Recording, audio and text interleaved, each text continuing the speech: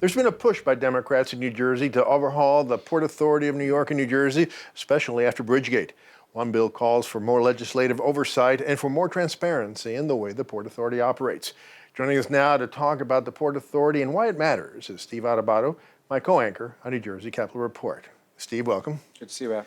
Now, Steve, the Port Authority has been around since 1921, so why are elected officials trying to deal with it and fix it now? Is it all Bridgegate?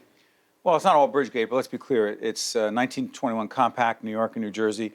There's an effort in the New York state legislature as well, Raf, to reform the Port Authority. And what they're trying to do is have both bills in the New York legislature and in the New Jersey legislature match up, because they have to say the same thing, because you have two states coming together to deal with bi-state activities. What are we talking about? The Lincoln Tunnel, the Holland Tunnel, the George Washington Bridge, path, the bus terminal over here. You got the airports, all three major airports in the area as well. What it was argued was that each state could not handle them individually, and it would be better for a bi-state quasi-government entity to deal with these things. And I think they wound up getting a bigger agency than anyone imagined, involved in more things than just transportation.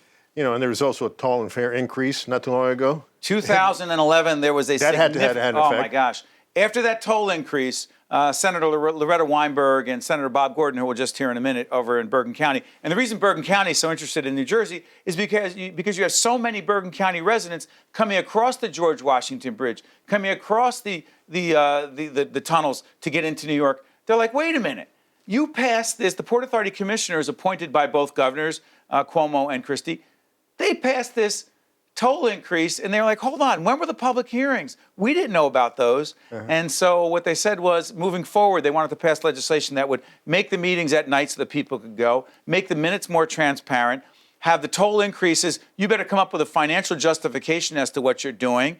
And they argued that those toll increases were indicative of the kind of thing that can never happen again.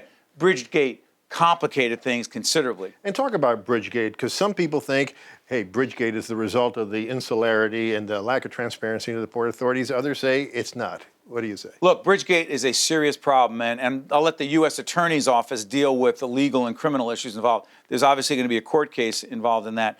But we had Senator Bob Gordon on Capitol Report, who, again, represents Bergen County, and he had his own assessment. He's the one introducing legislation that would propose a lot of these so-called reforms of the Port Authority to make it more transparent so that people can understand what's going on. This is his assessment as to what Bridgegate was all about.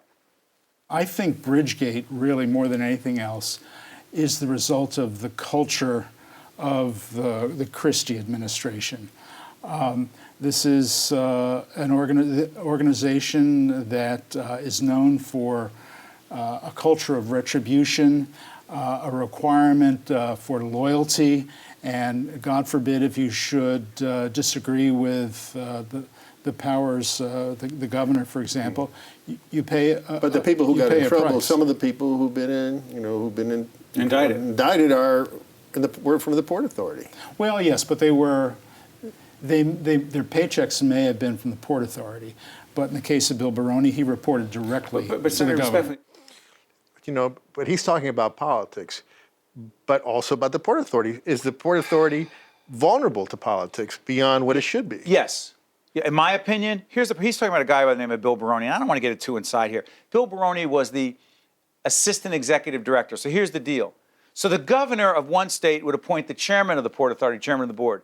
The other governor would appoint the executive director, the person who handles the operation. And then the other governor, you would appoint the assistant executive director. That was Bill Baroni. Here's my problem with that.